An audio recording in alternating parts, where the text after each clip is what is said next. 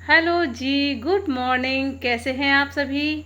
I hope सब अच्छे होंगे और अपने परिवार का बहुत अच्छे से ख्याल रख रहे होंगे।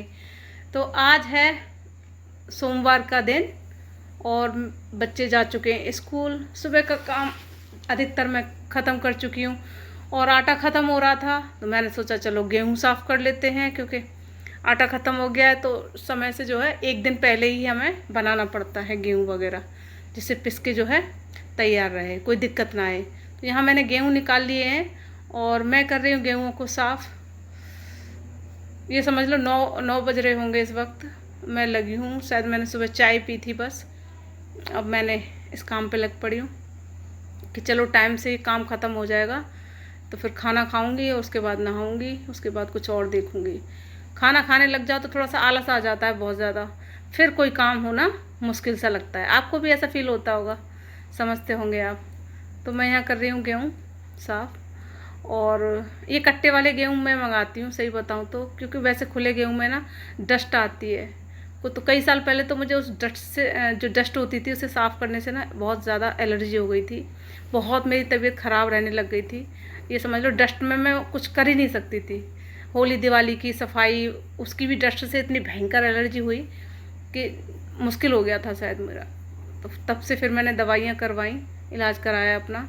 उसके बाद में वो खुले हुए गेहूँ लाना भी बंद कर दिया, तो अब मुझे थोड़ी सी राहत है। अब मैं ये थोड़ा सा गेहूँ का काम थोड़ा कर लेती हूँ।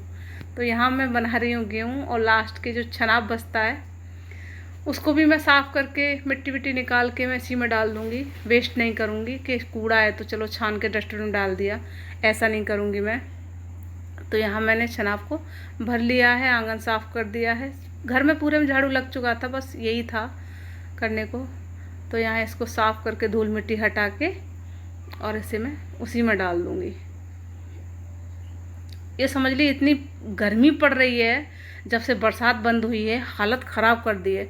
हम तो ये सोच रहे थे कि ये बरसात जो जाएगी तब जाएगी जब हमारे घर में सर्दियाँ आ जाएंगी और मैं दूसरे रूम में अपने शिफ्ट कर जाऊंगी। और अभी इतनी गर्मी पड़ रही है कि अभी मैं बाहर वाले कमरे में ही रह रही हूँ।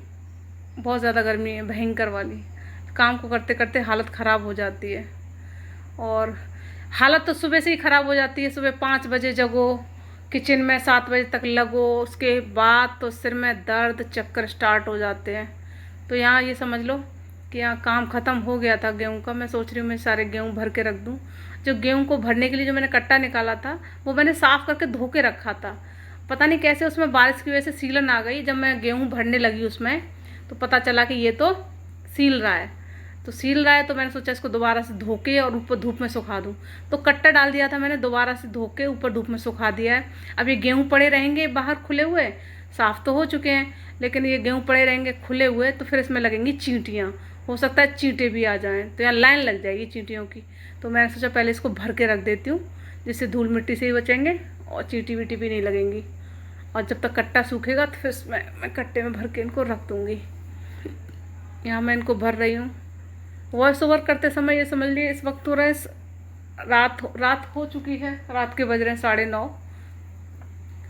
9:30 बज रहे हैं और सिर में इतना तेज़ दर्द हो रहा है क्योंकि शाम का खाना बनाया, गर्मी भयंकर वाली है। तो आज मैं बताऊंगी कि आप आज क्या हुआ। आज बहुत बड़ा नुकसान भी हुआ, उससे बड़ा फिर एक फ़ायदा भी हुआ मुझे। तो मैं वही बात कर रही थी कि गर्मी में खाना बनाते बनाते सिर में दर्द भयंकर वाला था, लेकिन यहाँ आप वीडियो बनाए हैं आपके लिए तो उसका वॉइस ओवर भी कंप्लीट करना है, वो भी बहुत अच्छी सी आवाज़ में। अब ये नहीं कि मुझे सिर में दर्द हो रहा है तो मैं ऐसे ही टरका दूँ, तो ऐसे तो नहीं, मेहनत की है तो मज़ा आपको भी आना चाहिए। तो मैं यहाँ पर ये काम कंप्लीट हो गया था, कचड़ा बचा था, कचड़े को झाड़ के मैं इसमें भर दूँगी, डस्टबिन में भर दिया है शायद। और ये झाड़ू यहाँ रख दिया है मैंने। अब मैं इसको करने के बाद मैं जाऊँगी नहाने के लिए। नहाना धोना रह गया, फिर मैं खाऊँगी खाना। और यहाँ खाना पीना खाने के बाद रेस्ट करने के बाद हस्बैंड भी आ गए थे ड्यूटी से। मैंने बोला कि आप ज़रा गेहूँ पिसवा के ले आओ, तो ये भर के रख रहे थे, अंधेरा हो रहा था काफ़ी। गेहूँ डाल दिए, इसमें डाल रहे हैं थोड़े से चने, बाप बेटे दोनों मिलके इसको कर रहे हैं। तो वहाँ चले गए थे वो पिसवाने के लिए। ये है अगली मॉर्निंग का वीडियो। सुबह सुबह ये बज रहे हैं सुबह के 5:15। मैं यहाँ पर उनको काट रही थी काट के मैंने, ये सेंध है, सेंध हमारे यहाँ सेंध कहते हैं, आपके यहाँ क्या कहते हैं कमेंट करके बताइए। और ये सेंध कचरिया जो बोलते हैं, सुबह सुबह मैं इनकी सब्ज़ी बना रही हूँ। और यहाँ पे मैं इसमें थोड़े से बैंगन भी डाल दूँगी, तो बहुत टेस्टी सब्ज़ी बनती है। सुबह का टाइम है, इतनी जल्दी हालत बनाना पड़ता है कि हालत ख़राब हो जाती है। ना तो ये पता कि कहाँ मैं वीडियो शूट कर रही हूँ, कितना शूट हो रहा, कुछ नहीं पता चलता। उधर बच्चों की भी जल्दी कि भाई टाइम से खाना पक के रेडी हो जाए, तो इसी जल्दबाजी में यहाँ पे बन गई है सब्जी, बैंगन और सेंध या कचरिया जो भी कहें। बहुत टेस्टी सब्जी बनती है। अगर आपने खाई होगी तो आपको पता होगा, नहीं खाई है तो बना के एक बार देखिएगा, मज़ा आ जाएगा आपको। तो यहाँ पर खाना पीना खाने के बाद, साफ़ सफाई करने के बाद, कपड़े धुलने के बाद, और ये हो रहा है शायद दोपहर के 2 बज रहे होंगे, और मैं यहाँ पर कपड़ों को तय बना के रख दूँगी। सारे कपड़ों, ढेर लग जाता है कपड़ों का, हालत ख़राब हो जाती है। यहाँ कपड़ों को घड़ी कर लो। हैं हम लोग 4 जने, लेकिन कपड़े इतने निकलते हैं कि कुछ पूछो मत। इतना 6-7 लोग होंगे ना जिस फैमिली में, उनके इतने कपड़े मैंने यहाँ आसपास नहीं सूखते हुए देखे जितने मैं यहाँ पे, मेरी रस्सी पे कपड़े सूखते हुए लोगों को मिलेंगे। तो यहाँ पे मैं कर रही हूँ कपड़े घड़ी गोदरेज में ना। अब मैं कपड़ों को घड़ी करके ना, मैं गोदरेज में नहीं रखती हूँ, सच बताऊँ तो कुछ टाइम से मैं इनको फोल्ड करके बाहर की दीवार में जो अलमारियाँ होती हैं ना, उनमें रख देती हूँ कि भाई यहाँ से अपने डेली के ड्रेस, डेली के इनरवियर जो भी कपड़े हैं यहाँ से लो, यहाँ पे रखो, जिससे ना पूरी गोदरेज जो है मैसी नहीं होती है। तो यहाँ पर मैं फोल्ड कर करके कपड़ों को रख दूँगी, सबके जैसे तैसे फिर वो ले लेंगे अपने आप। और यहाँ पर ना मेरे बच्चे का ना स्कूल का जो पैंट है ना, उसकी सिलाई उधड़ गई थी। वो आया था उस दिन, बोला मम्मा ये अटक गया था किसी से, तो मैंने सोचा कि चलो देखो, यहाँ पे मैं दिखा रही हूँ आपको। तो ये उधड़ गया है और धुल दिया। फिर मैंने कि चलो धुलने के बाद ही मैं इसकी सिलाई करवाऊँगी। ये सिलाई उसकी उधड़ गई है। वो तो शुक्र था कि आज बच्चों की छुट्टी थी, तो ये पैंट जो है उसका आज धुल गया, सिल भी जाएगा। तो मैं इसे फोल्ड करके रख दूँगी पॉली बैग में, और मैं बोल दूँगी उनसे कि ऐसे सिलाई डलवा लो, टेलर से कह के। मशीन है मेरे पास, लेकिन उसमें धागा फंसा हुआ है और मुझे ठीक करना नहीं आता है, तो इस वजह से मुझे ये सब चीज़, छोटी छोटी चीज़ों के लिए ना बाहर देना पड़ता है कपड़ा सिलने के लिए। तो बड़ा अजीब सा लगता है कि चीज़ है हमारे यहाँ और हम उसका यूज़ नहीं कर पा रहे हैं, बहुत खिनखिन लगती है।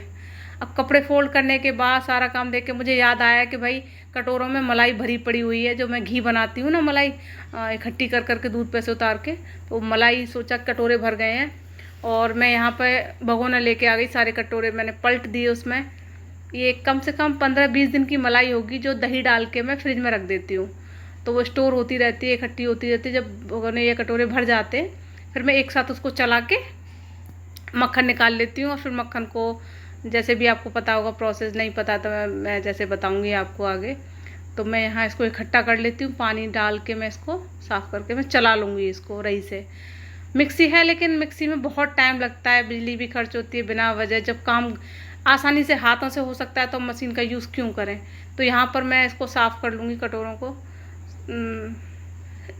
कटोरों साफ़ करके मैं सारा पानी वानी सब इसी में डाल के उसको अच्छे से चला लूँगी, और बहुत मिनटों में ही मक्खन आ जाता है, ये समझ लीजिए। अभी तो गर्मियाँ पड़ रही हैं ना भयंकर तरीके की, तो इससे बहुत जल्दी फ्रिज में रखती हूँ। लेकिन फ्रिज में से जब जिस दिन मुझे चलाना होता है, इसको रही से निकालना होता है मक्खन, तो मैं सुबह से ही उसको जो है फ्रिज से बाहर निकाल के रख देती हूँ, और 2-4-5 घंटे में गर्मी से ये फर्मेंट होके बहुत अच्छे से, और 2-4 हाथ मारो रही के, और ये फटाक से मक्खन निकल के आ जाता है। मक्खन निकल जाएगा ना ये, तो फिर मैंने फ्रिज में ना बर्फ़ जमा के रख दी है एक डोंगे में, कटोरे में। तो फिर उसको वो बर्फ़ रख दूँगी, और इसको मैं चला के फ्रिज में रख दूँगी, जिससे थोड़ा सा ये अभी ना पतला है, घी जो मक्खन है बहुत पिघल रहा है, तो गिरेगा। फिर ये निकालूंगी मैं इसको साफ़ करने के लिए, पानी में निकालूंगी, गिरेगा। फ्रिज में रख दूँगी, थोड़ा टाइट हो जाएगा, और टाइट हो जाएगा बहुत अच्छे से निकल पाएगा। फिर धो के पानी पहुँच के फिर इसको मैं आगे का प्रोसेस मैं आपको बताऊँगी शायद अगले वीडियो में। तो यहाँ पर मक्खन निकल आया था बहुत जल्दी। अब मैं इस भगोने को रख दूँगी फ्रिज में।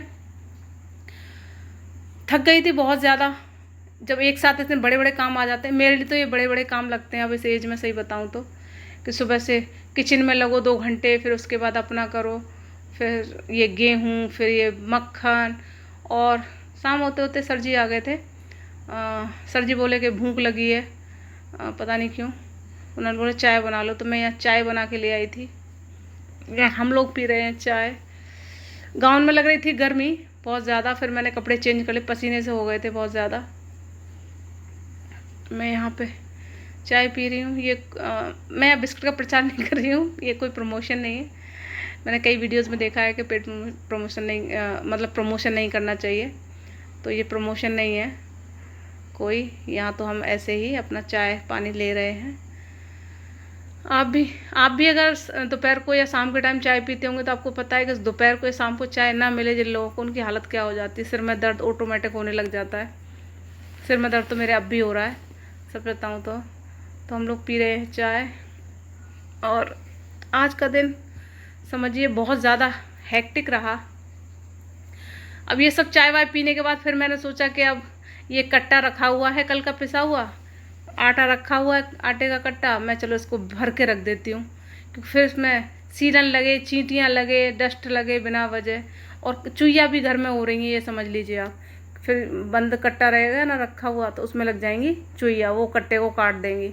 मैंने सोचा पहले इस काम को, बड़ा काम है ये भी भरने का। नहा ली थी पर मैंने सोचा कोई दिक्कत नहीं, ये भरने का काम ज़रूरी है, रखा रखा ठीक नहीं है, कट जाएगा कट्टा बिना वजह चुईया वगैरह के हाथों। यहाँ मैं आटे को भर रही हूँ टंकी में।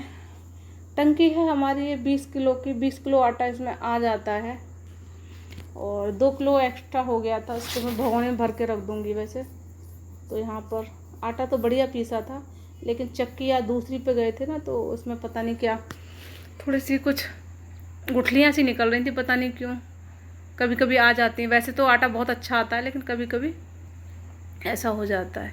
हम लोग कभी बाहर का आटा नहीं खाते हैं, जितना हो सके अपने घर से ही मेहनत करो, साफ़ सफाई का करके खाते हैं। कट्टे वाला तो आटा शायद बहुत मजबूरी में कभी किसी ज़माने में खाया था, अभी तो नहीं खाते हैं। तो यहाँ पर ये कट्टा आधे से ज़्यादा खाली हो गया, टंकी में समा गया है ये, और ये टंकी को भर के मैं सेफ रख दूँगी। ये 20 किलो आटा समथिंग हमारा हो जाता है 1 महीने के लिए। आज पता है ये मेरा 1 किलो दूध फट गया। कैसे कि जो सुबह मैंने जो सेंध कचरिया या कचरिया कहते हैं वो जिस भगोनी में मैंने काट के रखी थी या कचड़ा रखा था, उससे ना मैंने उसे धोया था, लेकिन मांजा नहीं था उस भगोनी को, और उसी में मैंने ना दूध को बॉईल कर दिया, 1.5 किलो दूध, और बॉईल किया मैंने तब भी नहीं फटा। फ्रिज में रखा तब भी कुछ नहीं हो, लेकिन शाम को जब मैंने दूध निकाला उसमें से भगोनी का, पता चला कि वो फट गया है। फिर मैंने ना पास से ही एक चाउमीन वाले की दुकान है भैया की, उससे वाइट विनेगर मैंने मंगाया थोड़ा, कि भैया बेटा जाओ 2 चम्मच विनेगर ले आओ उनसे। नींबू कच्चे थे, पेड़ पे हैं लेकिन वो कच्चे थे, तो यहाँ मैंने विनेगर मंगा के उस दूध को फाड़ लिया और उसका बन गया है पनीर। मैंने कहा था ना जितना नुकसान उससे बड़ा मेरा फ़ायदा हुआ इस बार।